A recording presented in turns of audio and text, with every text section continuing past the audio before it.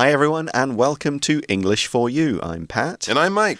And today's article is all about mailing a package overseas. Do you send stuff back and forth, or do you ever had problems getting things from home? I send Christmas gifts and birthday gifts home 3 times a year. Luckily, my mother and my sister's birthday are like right next to each other. Okay. But yeah, no, it's fun. It's okay. I like shopping for my family. It kind of keeps you in touch with what they're into, and my niece is growing up, so everything she's into changes all the time. So that's kind of nice, but man, sometimes you spend, 1,000 NT on the gift, and then you spend 1,500 NT sending it to Canada. So it's kind of a bit of a crazy thing. But yeah, we're an old-fashioned family. We send things home for Christmas all the time, and I get stuff here. So it's kind of nice. But mailing things around the world can cost quite a lot of money, especially if you want it to arrive there on time. Sure. I've actually found that sending stuff to the UK is not massively expensive. Well, that's good. I don't often send stuff home. We find it easier to kind of go different ways around. Maybe order stuff off Amazon. That's a good to idea. arrive at my parents' house, Yeah. and then they can distribute it to my brothers or whatever. I find that an easier way than getting stuff here. But I've never found sending a few things to be really too expensive. My parents send me stuff and it arrives here usually in plenty of time. Okay. Every now and again, one will get delayed. They'll send gifts. Since I've had the kid, of course, there's a lot more stuff being sent over, toys and clothes and other bits and bobs and things like that from the UK, which has been sort of a constant supply of new things, which is extremely helpful. That is good. Although the delay often means that he's outgrown the clothes pretty much before they arrive. That's a good point. But then you can get the clothes and dress him up and take a photo and send it off to Grandma and Grandpa. Exactly. It keeps people in touch, which is nice too. Yeah, exactly. That's a pretty cool thing. Well, let's read through today's discussion. It's a dialogue article that takes place in a post office about someone who's sending something overseas. Who and what? Let's find out. Reading.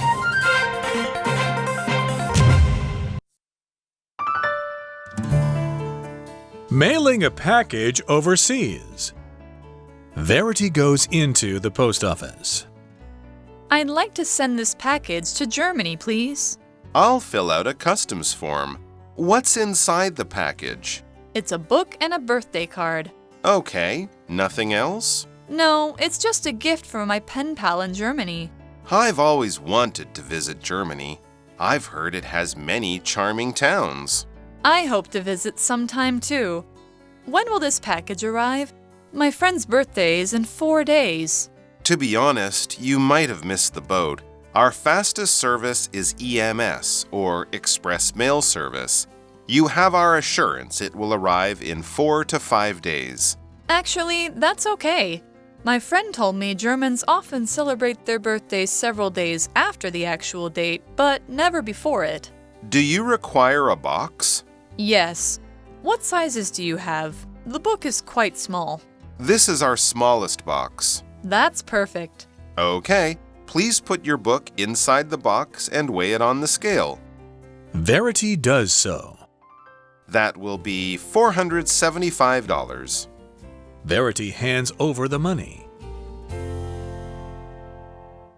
So we start off with some description of what's going on, and we see that Verity goes into the post office. All right, so Verity is the name of a character who is sending the package, and that's basically what she says when she gets to the post office and sees the clerk. She says, I'd like to send this package to Germany, please. Okay, so she's got a package. This is not a letter. It's a box of some kind, maybe with, Christmas gifts or birthday gifts inside, but it's certainly not just a thin, light little envelope with a letter inside. It's a package, and it's going to Germany. And Germany, of course, is a country in Central Europe, the big country in Central Europe, the largest and wealthiest of the European Union countries, capital Berlin, leader at this time, Angela Merkel. And of course, it's a very popular place to go for tourists and business types of all types. Yep, been there a couple of times, been to Munich, the city, and Frankfurt briefly, nice. but that was for work, so I didn't really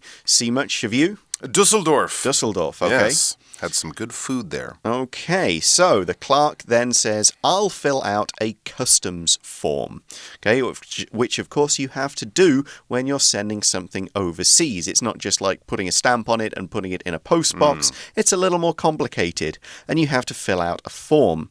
To fill out means to complete all parts of a form. This could be on paper, it could be online, so you could be writing things, you could be typing or selecting things from menus in boxes on a form on a web page or something like that. Just click this, do this, fill in this, and so on. But basically, you're giving all the information required to complete a form. But what kind of form have we got here? So in that last sentence, the clerk used the word customs. Now, customs is a noun, and we always use it as a plural, customs. We're not talking about different people's customs, the things that a group of people might do, or the way they celebrate a special day, that kind of thing. Here, customs has a few meanings. We can use it to talk about the government department that collects taxes on goods that are bought and sold, and also on goods brought into the country. And this department also checks what's coming in to make sure there's nothing illegal there, or to make sure that people are paying the right amount of tax money, and so on. So that's the first meaning. They've got the department. The second meaning of the word customs is the place at a port, so for ships, or more commonly for us, an airport, where your bags get checked as you come into the country. And again, they're looking for illegal things that you shouldn't bring in, or if you are bringing in a lot of something, you've got to make sure you can pay tax. For example, you could bring in 1 bottle of wine. You don't have to pay extra tax on that if it's just like a gift. But if you're bringing in like 20 bottles of wine because you're going to do business and sell them, you have to pay customs tax on that.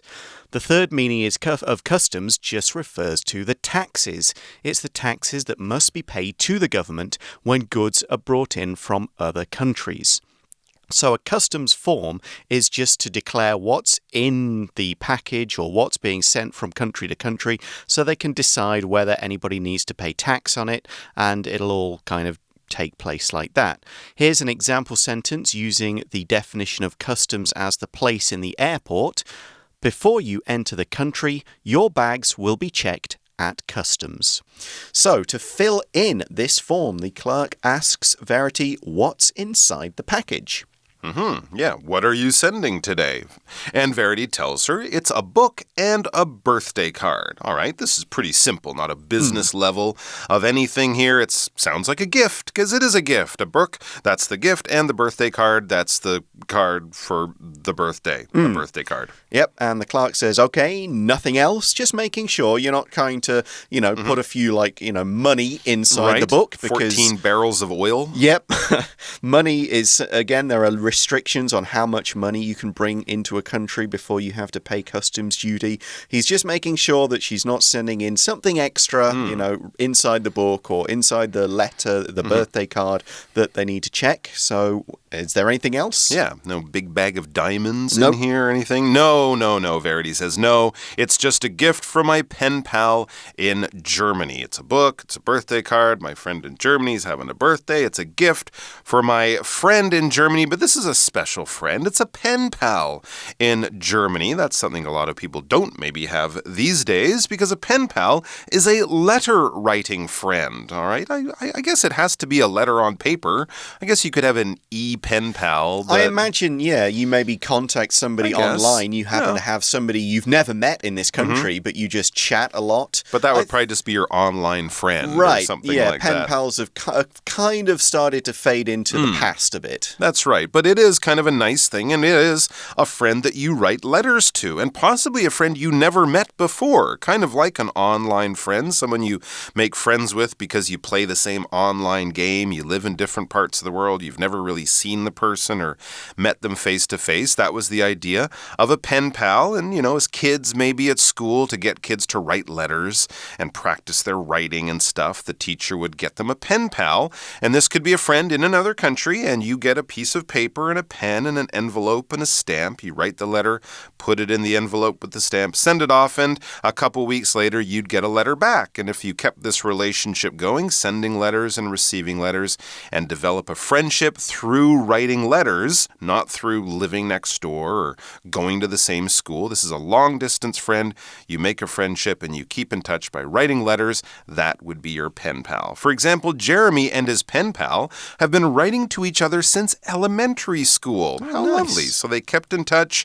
Maybe now they're in college or even older, but they still write a letter to each other, maybe, once a month or so. So she's mentioned, Verity's mentioned, she has a pen pal in Germany, and the clerk kind of makes a polite sort of chat remark here.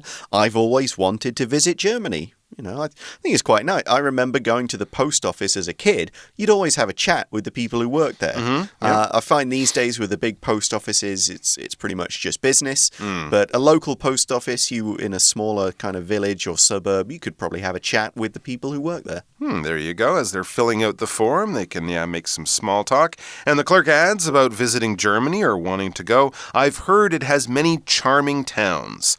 So from friends who've been there or maybe travel shows I've watched on TV, things like that. I don't want to visit the big cities like Berlin. That might be okay, but it's the charming little towns, those little villages in the mountains with the cows and the, little cottages and inns and things like that. So, yeah, she wants to go there and visit some of the small little country towns. Yeah, Verity says, I hope to visit sometime too.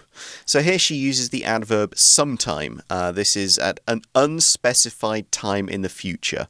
We'd say, yeah, I would like to go there. I don't know when. It might be this year, next year, 5 years from now. It's just someday, if we could use it in a different way. It's on your bucket list. Yeah, it's just something that you plan to do, but you haven't made a concrete plan with details yet. So, for example, we could say Florence plans to go to Egypt sometime to see the pyramids. So, yeah. Like me, I would love to go there. I'm not sure if it'll happen anytime soon, but if I have the chance, if I've got the money, if I've got that kind of vacation time to make a good long trip to Egypt to see some of the classical stuff, yeah, that would be great. So between now and when you die, basically. Ideally, but yes. not next month or, next summer. I haven't bought a ticket. There you go. And Verity then asks about the package that she's sending back to business. When will this package arrive, she asks. So she kind of likes to know the schedule. And if I mail it today, when will it get to Germany? And there's a good reason why. My friend's birthday is in 4 days. Ooh, that's quite soon. She probably should have sent it off a few days ago or a week ago. But anyway, so she's kind of worried, I don't want it to be late. When will it get there? It needs to get there in the next 4 days to be get there on time for the birthday. Well, the clerk says, to be honest, you might have missed the boat. Ooh, bad news. Yeah, he starts this sentence by saying, to be honest. When you use this phrase, it's to indicate you're going to tell the truth about something, even though it's bad news and it may be unpleasant to hear. So you say, look, you might not like what I'm going to tell you, but at least it's the truth. At least I'm being honest with you. I'm not making something up to make you feel better. And he says, you might have missed the boat. That's no good. And the phrase miss the boat is our pocket phrase go today, so let's not miss the boat. And do take a break because we need to learn more about this very useful phrase. Pocket phrase go!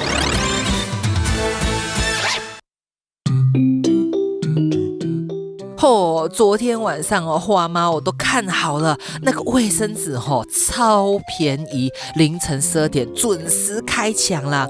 我呢就拿着手机等到最后都睡着了，醒来都6点了啦。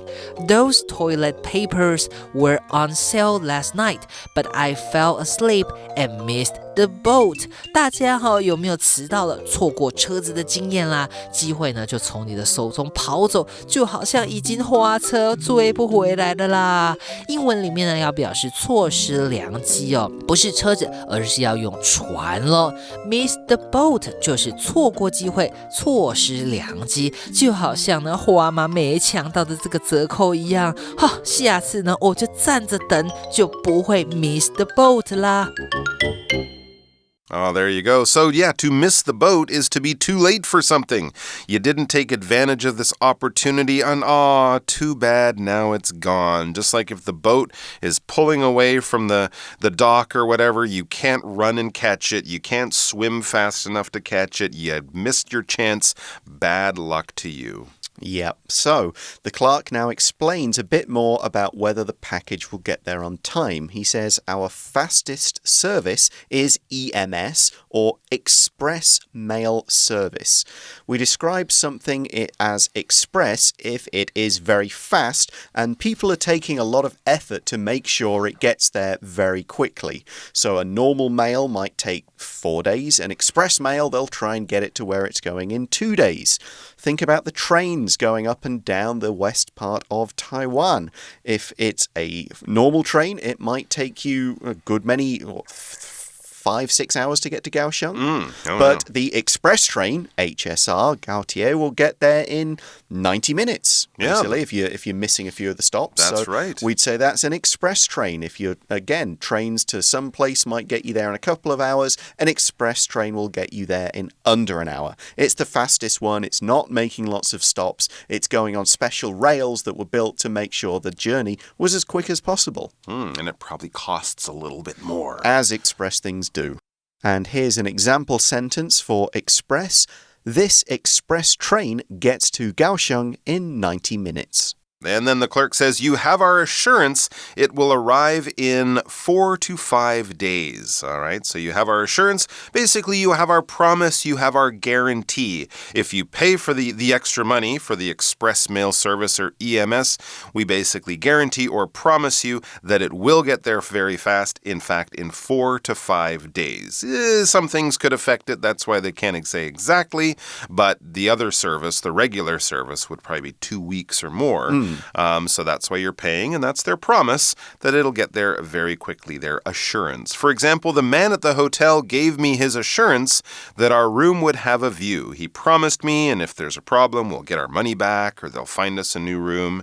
It's not just one of those, oh, sorry. No, they're giving you a certain guarantee, a certain promise that you can, trust them on. Okay, so this mail will get there in maybe 4 days, which would mean on Verity's friend's birthday. Maybe 5, so a day late. But maybe this could be bad news, but Verity doesn't think so. She says, actually, that's okay. My friend told me Germans often celebrate their birthdays several days after the actual date, but never before it. So if the package arrives late, that's kind of okay. It sort of fits with this German tradition, this custom. We'll learn more about that in day 2 of the article. But she's saying if it arrives late, that's not actually the worst thing in the world. Now, in this sentence, Verity said, Germans are people from Germany. You are a German. You are from Germany. Germans, people from Germany. All right. So now the clerk is asking a few more questions about the package itself that she wants to send. And the clerk asks, do you require a box? Okay, yeah, well, this is true. Even though you're sending a gift that might be inside a box, and that's wrapped up with nice colored paper, you'll still need another box to put around that. A, to protect your package. You don't want it to get damaged or your nice wrapping paper to get ripped. And also you need somewhere to put the address and the label and all that kind of stuff on. And so this other box will be a little bit thicker, a little bit stronger, and it will protect your package that you're sending. To require is basically to need. You require something, you need something. Without that thing, you can't really be successful, all right? So everyone requires food and water to live. It's something we can't just ignore. It's something we need, something that is absolutely crucial if we want to do something. For example, a passport is required if you want to travel overseas. It's not just something you bring because it's nearby or it's convenient. No, if you try to go to the airport and fly to another country without a passport, you won't be going to that other country. It's required. Okay, so does Verity need a box? She says yes. What sizes do you have? The book is quite small. So she doesn't need a great big box. She just needs a fairly small one. Yeah, and a convenient thing at the post office is they have boxes that you can buy. So the clerk gets out a box that she thinks is right and says, this is our smallest box. Well, sure, you don't need a TV-sized box if you're sending a book. And Verity says, that's perfect. So, i.e. this box is the ideal size for my book and card. This is just right. There you go. So they put the box together, I'm sure, tape it up. The clerk says, okay, please put your book inside the box and weigh it on the scale. Because, yeah, the cost of what you're sending usually depends on how much it weighs and or how big it is. Basically, how much space is it going to take up inside the plane and how heavy will it be for the plane to carry? So we see that Verity does so.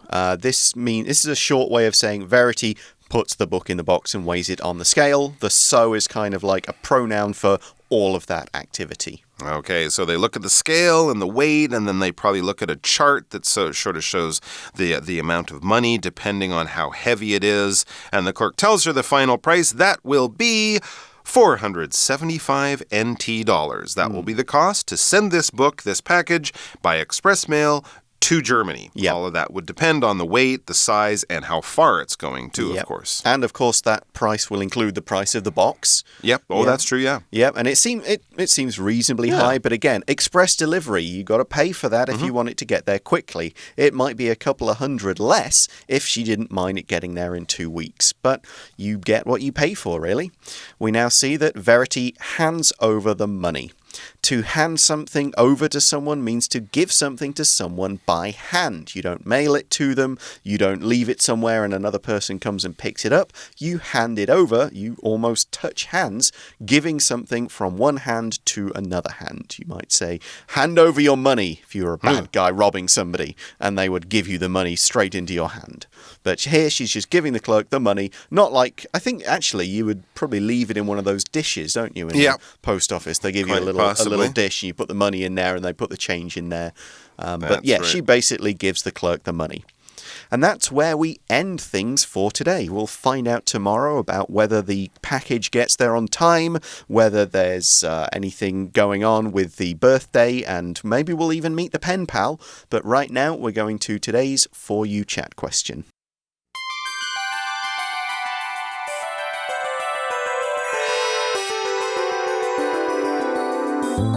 For You Chat. So today's question is, what would you send to a friend from abroad to tell them about Taiwan? What could you kind of pack up and say, this will give you an idea of a little taste of Taiwan? Interesting. Well, that's actually part of the problem because so many of the things that people love about Taiwan involve food. Right. You can't really send them a night market. You can't really send them, pie even pineapple cakes. I'd be a little worried about, Because you never know how long it's going to take. That's right. You could send them dried stuff. Yeah, and that's kind of what I've done. I think one of the more popular gifts that I would send, or the ones I feel comfortable, might be a little tea set with some, really good local tea, which is dry, which, won't go bad if it's being sent by a package, even if it takes a couple of weeks. And then they have this nice little tea set that they can either use with the tea or just use as sort of a decoration, a nice souvenir. So that might be one thing. I try and look, a lot of Taiwan's culture is an obsession with cute. Okay. So I would try and find something cute, something that was, very adorable, right? And send that to give an idea of how important cuteness is to Taiwan as a country. But it can't be Japanese cute. It has to be Taiwanese cute. Yeah, and that can be quite difficult sometimes because a lot of the cuteness is imported. So you have to do your best. Hello Kitty wearing traditional Aboriginal clothes. Well, maybe half. Yeah. So sometimes I remember sending, my mum asked me, is there any kind of like cartoon character or something that's more associated with Taiwan? And I was trying to think of them all, but they're all Japanese. So there was a little tiger that we came up with. Well, there was that bear guy too, right? The kind of moon bear or the sun bear. There's the black bear. Yeah. I think bear. That's right, bear. You can find something that's cute with bear on it. Send them a little toy bear. That'll be a good choice. Okay, well that is all the time we have for today, but join us again tomorrow to see the second part of our article about mailing a package overseas, when it may or may not arrive. See you then. Bye for now. Take care. Mailing a package overseas. Verity goes into the post office. I'd like to send this package to Germany, please. I'll fill out a customs form. What's inside the package? It's a book and a birthday card. Okay, nothing else? No, it's just a gift from my pen pal in Germany. I've always wanted to visit Germany. I've heard it has many charming towns. I hope to visit sometime too. When will this package arrive? My friend's birthday is in 4 days. To be honest, you might have missed the boat. Our fastest service is EMS, or Express Mail Service. You have our assurance it will arrive in 4 to 5 days. Actually, that's okay. My friend told me Germans often celebrate their birthdays several days after the actual date, but never before it. Do you require a box? Yes. What sizes do you have? The book is quite small. This is our smallest box. That's perfect. Okay, please put your book inside the box and weigh it on the scale. Verity does so. That will be $475. Verity hands over the money.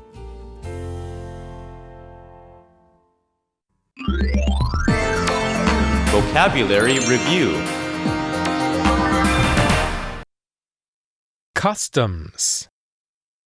Kyle opened his luggage at customs so the airport workers could see what he was bringing into the country. Pen pal. Penny went online to look for pen pals who were interested in practicing English writing with her. Sometime. I don't want to buy a new car right now, but I probably will sometime next year. Express. I live far away from my university, but I get there quickly by taking an express bus. Assurance. Although the store was losing money, the boss gave his assurance to employees that their jobs were safe. Require. The international school in Tianmu requires 3 new English teachers to lead classes there next September.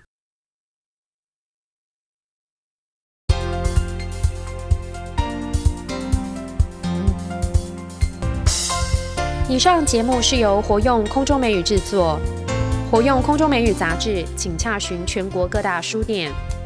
如欲索取试听教材，请来电02-2364-4000 02-2364-4000，或上网查询，网址是 www.english4u.net www.english4u.net